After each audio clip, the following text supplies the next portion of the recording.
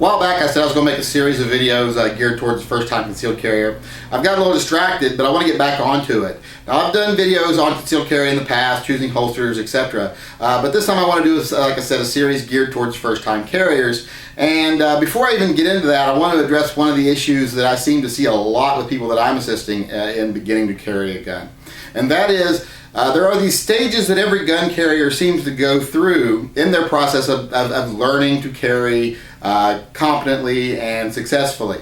And a lot of people, when they go through these stages, a lot of them are very challenging, and there's a lot of obstacles to overcome during the process. And I think a lot of people don't realize that these are stages that almost all of us go through.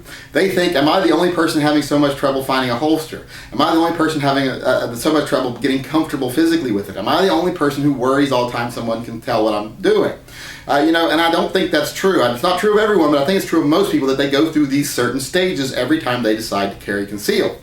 So I want to address those issues, and I feel that if more people knew that this is just a normal part of carrying, that you're going to go through these stages, you're going to have these hardships, you're going to have these obstacles to overcome, I think more people would complete the process and actually be carrying at the end if they didn't feel like, I'm just not suited for this. If they realize that everyone goes through these stages. So what I want to do today is I want to take a little time to address just a breakdown, a simplified version of all the steps that people go through before they become a successful concealed carrier.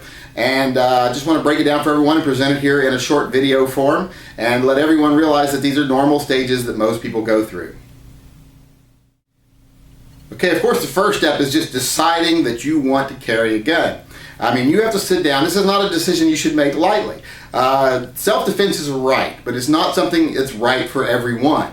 So, carrying a gun, like I said, is a right, but it may not be right for you. You have to decide, am I the kind of person who wants to carry one? Am I the kind of person that would use it if I had to use it? Am I the kind of person who wants to take on the added responsibility of carrying a gun? Because there is added responsibility of being armed.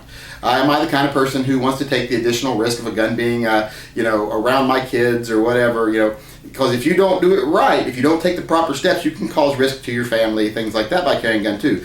A gun requires responsibility, and if you don't address that responsibility and deal with that responsibility, you can cause a bad situation. So when you're making your decision to carry, you have to weigh the good and the bad. The good, yes, I want to be able to defend myself. The bad, I do have to take some extra steps to protect myself and my family. And you also may want to be the kind of person who weighs, I don't get myself into dangerous situations. I don't think that I would ever need a gun. I don't think that this would be right for me. Now, I'm a believer of you can't pretend that you can predict bad things, because bad things happen to good people all the time that have never had anything happen to them before. But everyone has to make their own decision. So the first step is deciding you want to carry and realizing the responsibility that comes with it.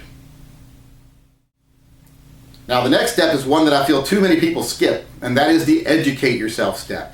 You educate yourself not only about guns, not only about holsters, but as I said, you have to educate yourself about the proper attitude that you need to have while carrying. You have to talk to other people that carry a gun daily. Talk to them about things that you feel that you shouldn't do when you're carrying, things that you could do unarmed that you probably shouldn't do armed, and how you shouldn't do anything armed that you wouldn't do unarmed. There's just a lot of attitude involved in carrying a gun, and there's a lot of challenges you face. You have to know your local laws. You have to know a whole bunch of things. You have to realize there's certain things you can't do while you're armed physically. That just makes it more difficult to do. So, and there's not a huge list of things, but it can be different for every person. So educate yourself. Learn about firearms, what firearm you might want for yourself. Learn about holsters, different ways to carry. Learn about the attitudes you need while carrying, and learn about the challenges you might face from carrying.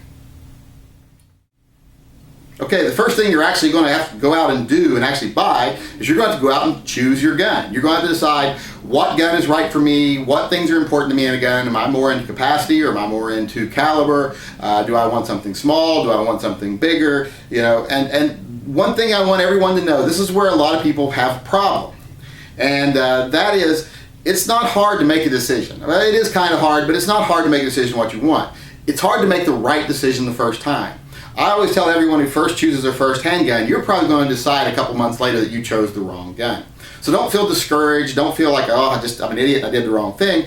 I do it all the time. I'll buy a gun for one thing, decide this is not what I wanted it to be, and I'll sell it and buy another one. Luckily, guns are pretty easy to sell, so you can usually recoup 90% of your money and go buy another gun.